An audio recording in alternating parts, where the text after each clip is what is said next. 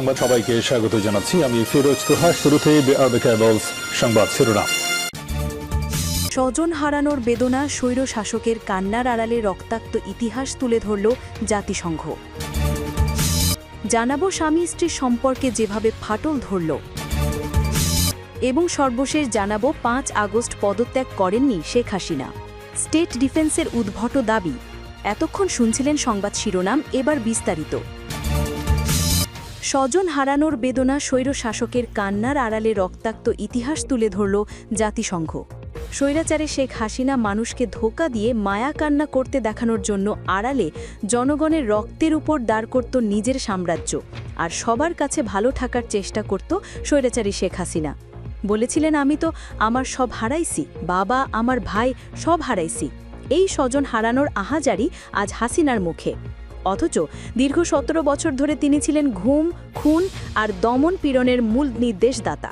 জাতিসংঘের সদ্য প্রকাশিত প্রতিবেদন বলছে, ১ জুলাই থেকে ১৫ আগস্ট পর্যন্ত হত্যার শিকার হয়েছেন ১৪০০-র বেশি মানুষ, যার মধ্যে ১১৮ জন শিশু। ১১৪ পৃষ্ঠার বিশদ প্রতিবেদনে জাতিসংঘের মানবাধিকার কমিশন বলেছে, সাবেক সরকার এবং এর গোয়েন্দা ও নিরাপত্তা বাহিনী আওয়ামী লীগের সঙ্গে যুক্ত হয়ে জনগণের উপর চরম সহিংসতা চালিয়েছে।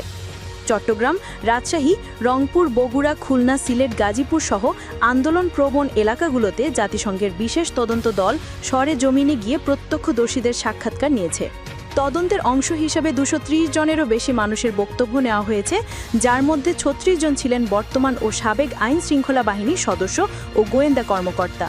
প্রত্যক্ষদর্শীদের ভাষ্য, হাসিনার সরাসরি নির্দেশে আইন শৃঙ্খলা বাহিনী একের পর এক হত্যাযজ্ঞ চালায়, যার ফলে সহিংসতার মাত্রা চরমে পৌঁছায়।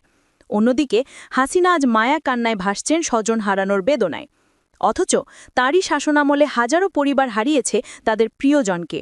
নির্বিচারে খুন হয়েছে রাজনৈতিক প্রতিপক্ষ, এমনকি আওয়ামী লীগ সমর্থকদের সহিংসতায় ক্ষতিগ্রস্ত হয়েছে মেট্রো রেল প্রকল্প।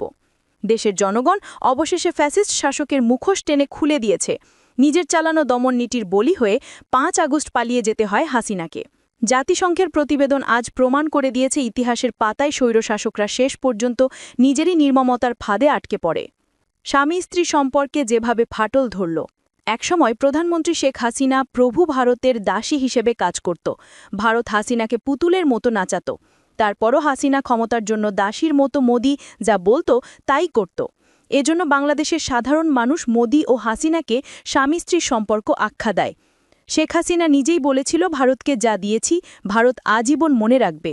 কিন্তু কোটা আন্দোলনের লেজ গুটিয়ে পালিয়ে গেলে সেই স্বামী স্ত্রীর সম্পর্কে টানাপড়েন শুরু হয়। বিগত কয়েক দশক ধরে মুসলিম সংখ্যাগরিষ্ঠ বাংলাদেশ এবং হিন্দু সংখ্যাগরিষ্ঠ ভারত ঘনিষ্ঠ সম্পর্ক উপভোগ করেছে। কিন্তু এ বছরের শুরুতে এই সম্পর্কে টানাপড়েন শুরু হয়।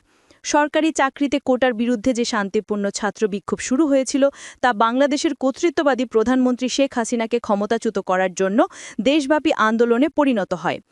এই প্রতিবাদকে বিশ্বের প্রথম জেনারেল জেড বিপ্লব হিসেবে বর্ণনা করা হয়েছে, যার ফলস্বরূপ হাসিনা একটি হেলিকপ্টারে চড়ে দেশ ছেড়ে পালিয়ে যান এবং দিল্লিতে আশ্রয় নেন। পরের মাসগুলোতে বাংলাদেশের একজন হিন্দু সন্ন্যাসীকে গ্রেপ্তার এবং ভারতের একটি বাংলাদেশি কনসুলেটে জনতার হামলা ২ দেশের মধ্যে ক্ষোভের জন্ম দেয়। এখন দক্ষিণ এশিয়ার এই ২ দেশের মধ্যে সম্পর্কের অবনতি হয়েছে, বেড়েছে ধর্মীয় উত্তেজনা। সহিংসতা আমাদের শত্রু। আয়রন লেডি শেখ হাসিনার কট্টর শাসনের অধীনে ভারত দীর্ঘদিন ধরে বাংলাদেশকে তার অনন্য দক্ষিণ এশিয়ার প্রতিবেশীদের তুলনায় অনেক বেশি স্থিতিশীল অংশীদার বলে মনে করে এসেছে। আফগানিস্তান, পাকিস্তান এবং শ্রীলঙ্কার সকলেই সাম্প্রতিক রাজনৈতিক ও অর্থনৈতিক উত্থান-পতনের সাক্ষী থেকেছে। কিন্তু হাসিনার ১৫ বছরের শাসনামল অগাস্টে আকস্মিকভাবে শেষ হওয়ার পর বাংলাদেশের নোবেল বিজয়ী অর্থনীতিবিদ ড. মোহাম্মদ ইউনূসের নেতৃত্বে একটি অন্তর্বর্তীকালীন সরকার গঠন করা হয়, যাকে আবার হাসিনা বিরোধী বলে মনে করা হয়। হিন্দুরা বাংলাদেশের ১৭৪ মিলিয়ন জনসংখ্যার প্রায় ১০% এবং তাদের অনেকেই হাসিনার তথাকথিত ধর্মনিরপেক্ষ আওয়ামী লীগকে সমর্থন করেছিল। হাসিনার ক্ষমতা থেকে বিতাড়িত হওয়ার পর দাঙ্গাবাজরা আওয়ামী লীগের প্রতীক এবং কিছু ক্ষেত্রে হিন্দুদের টার্গেট করেছিল।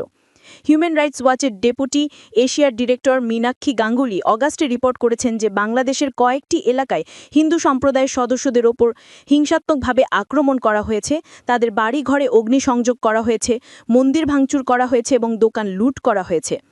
সেই সময় ইউনূস সংখ্যালঘুদের বিরুদ্ধে এই সহিংসতার নিন্দা করেছিলেন। হামলা বন্ধ না হলে পদত্যাগ করার হুমকি দিয়েছিলেন। বলেছিলেন, সহিংসতা আমাদের শত্রু।